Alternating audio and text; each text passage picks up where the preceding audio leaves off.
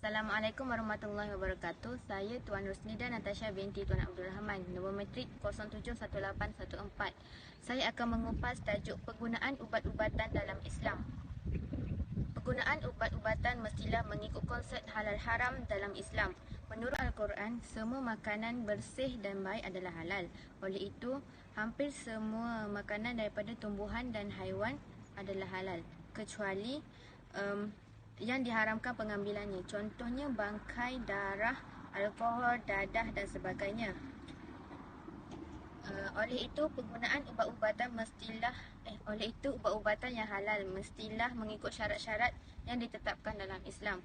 Antara syarat-syarat yang ditetapkan syarat-syarat ubat-ubatan dalam Islam adalah yang pertama, tidak mengandungi bahan daripada haiwan yang tidak halal dan haiwan yang tidak disembelih. Contohnya khinzir, anjing ataupun lembu yang dilanggar oleh pengguna jalan raya, dan kita ambil benda tu untuk buat ubat.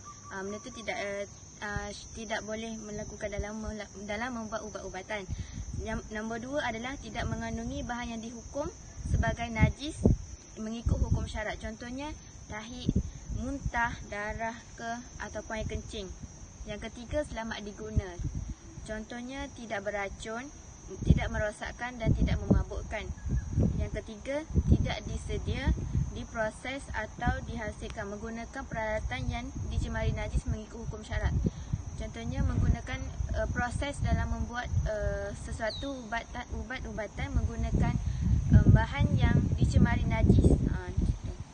Yang terakhir adalah tidak mengandungi apa-apa bahagian tubuh badan manusia atau hasil daripadanya yang tidak dibenarkan oleh hukum syarat. Assalamualaikum warahmatullahi wabarakatuh. Nama saya Rabiah Sumai binti Muhammad Khairul Nizam, nombor matrik 070788. Saya akan menyentuh isu tentang prinsip ubat-ubatan dalam Islam. Okey. Kita ada 5 prinsip utama. Yang pertama adalah agama, nyawa, akal, keturunan dan juga harta benda. Okey. Jadi 5 prinsip ini kita perlu wajib atas kita untuk kita melaksanakan dan juga menegakkannya. Contohnya daripada segi agama. Okey, wajib kita untuk kita menegakkan 5 rukun Islam itu, untuk kita melaksanakan rukun Islam itu. Yang kedua adalah nyawa. Daripada segi nyawa ni adalah hak Allah Subhanahu Wa Taala yang perlu kita jaga. Contohnya kalau kita sakit, kita perlulah cari ubat-ubatan ke, cari doktor ke, cari ustaz-ustaz ke. Lepas tu kita perlulah juga bermohon kesembuhan daripada Allah Subhanahu Wa Taala. Okey, yang kedua adalah daripada segi akal. Daripada segi akal kita wajib cari ilmu untuk kita tahu mana yang buruk dan mana yang baik daripada segi batinnya, dan juga untuk kita lindungi diri kita daripada ancaman bahaya, daripada ancaman penyakit. Contohnya virus COVID-19 ni lah. Okey. Yang keempat pula adalah daripada segi keturunan. Contoh keturunannya adalah contohnya adalah Allah mengharamkan zina dan juga pergaulan bebas, tapi dengan cara Allah mengekang kita tu, Allah juga bagi kita satu cara, iaitu berkahwin. Jadi dengan cara berkahwin tu, maka kita akan adalah keturunannya. Okey, daripada segi harta benda pula, kita perlulah mencari rezeki yang halal untuk kita bagi makan kepada anak-anak kita lah. Okey, dan juga Allah juga mengharamkan riba dan juga perkara-perkara yang akan menyebabkan kezaliman kepada masyarakat. Contohnya rompakan ke, macam tadi riba tadi tu. Okey, sekian, terima kasih. Warahmatullahi wabarakatuh. Nama saya Nur Amirah binti Zulkifli, nombor matrik saya adalah 071815. Hari ini saya akan menerangkan tentang penggunaan ubat-ubatan semasa darurat. Islam mempunyai hukum hakam mengenai penggunaan ubat-ubatan semasa darurat. Hakam Islam ini terbahagi kepada dua, iaitu azimah dan ruksah.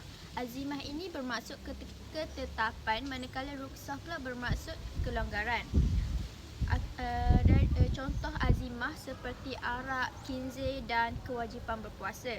Manakala kelonggaran ruksah ni dia merupakan kelonggaran yang digunakan dalam keadaan tertentu. Contohnya apabila kita masuk ke dalam hutan, bekalan makanan kita habis. So kita terpaksa cari benda-benda yang mampu untuk tambahkan tenaga kita untuk terus hidup. Contohnya manusia akan cari benda-benda yang boleh mereka makan, seperti pokok-pokok ataupun binatang-binatang yang ada dalam hutan, sebagai contohnya khinzir, biawak dan lain-lain. So masa itu kita boleh menggunakan hukum yang ruksah, iaitu kelonggaran untuk orang Islam terus menyelamatkan nyawa.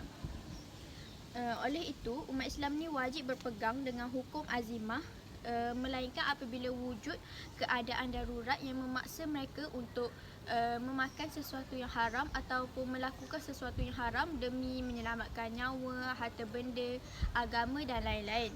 Maksud darurat pula iaitu suatu keadaan di mana individu ni dia berhadapan dengan situasi yang melibatkan keselamatan nyawa ataupun harta benda. Sebagai contoh, kalau melibatkan nyawa, sebagai yang kita tahu adalah penggunaan ubat-ubatan. Dalam perubatan ni kita ada menggunakan arak, dadah, tapi arak dadah ni kita gunakan dengan kadar had yang ditetapkan oleh doktor ataupun orang berpengetahuan. Contohnya menggunakan dadah dalam perubatan untuk mengurangkan pesakit tersebut, tapi dalam kadar yang telah ditetapkan oleh orang-orang yang berpengetahuan. So dari sini Dr. Yusof Al-Qaradawi telah mengatakan bahawa halal dan haram dalam Islam ni adalah untuk menekankan atau mengingatkan umat Islam agar tidak mempermudahkan kelonggaran yang diberikan oleh Islam. Sebagai contoh, kita semua ni akan lebih berhati-hatilah. Kita tidak mudah untuk sikit-sikit je kita akan terus menggunakan hukum yang memberi kelonggaran kepada kita. Kita akan berfikir secara waras dahulu. Apabila memang tiada apa-apa yang boleh kita lakukan, barulah kita memilih hukum yang memberikan kelonggaran. So, darurat dalam penggunaan ubat ni dia berkaitan dengan sesuatu yang akan melibatkan kemusnahan berkaitan nyawa, akal, agama, keturunan dan harta. Sebagaimana yang saya bagi tahu tadi, berkaitan dalam penggunaan perubatan yang dapat mengurangkan pesakit tersebut. So, untuk itu kita dapat menyelamatkan nyawa dan sekaligus dapat memberikan pesakit itu nyaman seketika.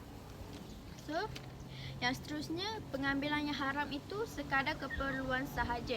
Sebagai contoh, arak dan dadah itu haram. So, kita ambil hanya untuk keperluan pesakit sahaja mengikut kadar-kadar yang telah ditetapkan dan mengikut kadar pesakit itu. Dia mampu untuk ambil benda tu beberapa je. Dan ataupun yang boleh kita lihat macam dari segi penggunaan dadah lah yang lebih banyak berbanding dengan arak. Kalau arak ni memang dah terang-terang iaitu berdosa untuk orang Islam minum. Lepas itu pengambilan pada waktu pengubatan ni pula yang haram tu akan disyorkan dan dipastikan serta diperakui oleh doktor-doktor lah. Untuk macam kita orang biasa ni, kita tak boleh untuk ambil ubat batuk untuk ketenangan diri kita sendiri. Sekian. Assalamualaikum warahmatullahi wabarakatuh. Nama saya Nurul Ain Hadirah binti Abdul Rahim. Nombor matrik 071204. Saya akan kupaskan mengenai industri farmaseutika halal. Ubat-ubatan dalam Islam memerlukan farmaseutika halal. Apakah itu farmaseutika halal? So, farmaseutika halal ialah ubat-ubatan ataupun farmasi. So, apa yang digunakan ataupun bahan yang digunakan dalam ubat-ubatan tu perlu bahan yang dibenarkan oleh syariah. So, ubat-ubatan tu tidak dicemari dengan najis ataupun mengandungi bahan yang daripada haiwan yang diharamkan seperti anjing dan babi. Selain itu, ubat-ubatan itu perlu mengikuti prosedur semasa penyembelihan yang meliputi penyembelihan secara halal lah. So, proses pembuatan yang diproses tu memerlukan kilang yang bebas dan tidak bercampur dengan benda-benda yang tidak halal. So, selain itu, pihak berkuasa kawalan dadah juga telah menetapkan supaya melabelkan ubat-ubatan yang menggunakan unsur haiwan, bovin ataupun porsin. Hal ini kerana unsur-unsur tersebut akan mengganggu kemaslahatan masyarakat. Sebagai contoh, umat Islam yang memerlukan ubat-ubatan halal yang tidak mengandungi babi ataupun dikenali sebagai porsin. Dan mungkin bagi agama Hindu yang tidak boleh memakan lembu seperti lembu kerana telah bercanggah dengan agama mereka. Selain itu, di Malaysia juga telah diadakan satu industri farmaseutika halal yang telah bergiat dengan semakin pesat. Sebagai contoh, Dua Pharma Biotech Berhad. Dua Pharma ni telah merupakan yang pertama di Malaysia. Pada 2013 dia telah melakar rekod menjadi yang pertama menggunakan farmaseutika halal secara penuh. Selain itu, mereka telah mendapat CJ daripada JAKIM dan sekutu-sekutunya. Contoh-contoh produk yang dikeluarkan oleh Dua Pharma ialah Charms, Flavex, Proviton ataupun iGlow. So, Dua Pharma ni antara kita boleh boleh jadikan contoh untuk farmaseutika halal. Itu sahaja.